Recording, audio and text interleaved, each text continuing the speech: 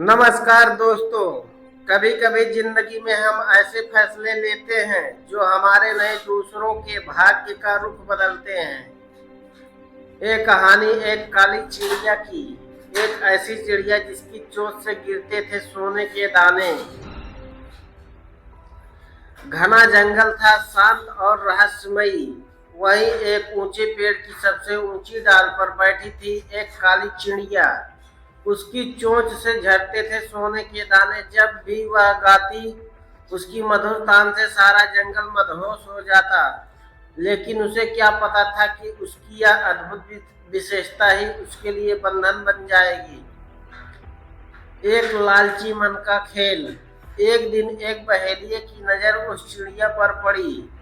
उसने देखा जब वह गाती तो सोने के दाने गिरते। उसकी आंखों में चमक आ गई। मन ही मन सोचा, अगर यह चिड़िया मेरे पास हो तो मैं राजा से भी बड़ा धनवान बन जाऊंगा। लालच के जाल बिछाए गए। चिड़िया बेखबर थी। जैसे ही उसने नीचे पेड़ पर से दाने चुगने का लोभ किया, वैसे ही फंस गई।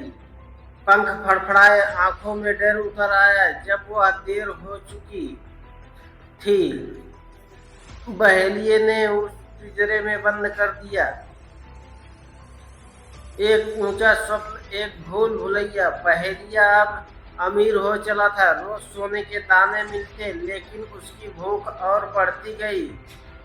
उसे अब केवल धन ही नहीं, प्रतिष्ठा भी चाहिए थी।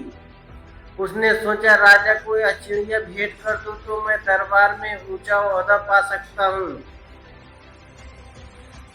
राजा को जब यह अनोखा उपहार मिला तो वह फूला न समाया।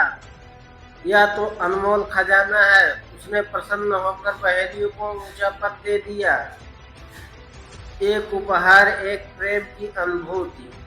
राजा के महल में चिड़िया का गीत गूंजने लगा। हर रोज सोने के दाने बरसते, लेकिन राजा का मन इन सबसे अलग किसी और खजाने में रमा था, रानी के प्रेम में। उसने सोचा, यह उपहार तो रानी के लिए सबसे अनमोल होगा।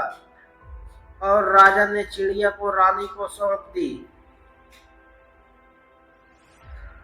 रानी ने चिड़िया को देखा। उसकी आंखों में कैद का दर्द था और वह समझ गई, यह चिड़िया बंधन में नहीं रह सकती।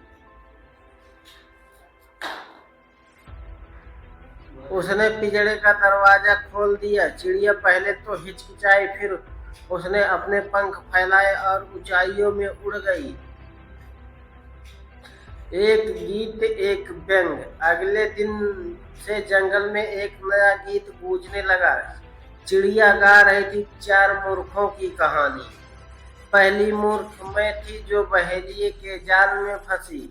दूसरा मूर्ख बहेलिया था जिसने मुझे राजा को भेंट कर दिया। तीसरा मूर्ख राजा था जिसने मुझे रानी को सौंप दिया।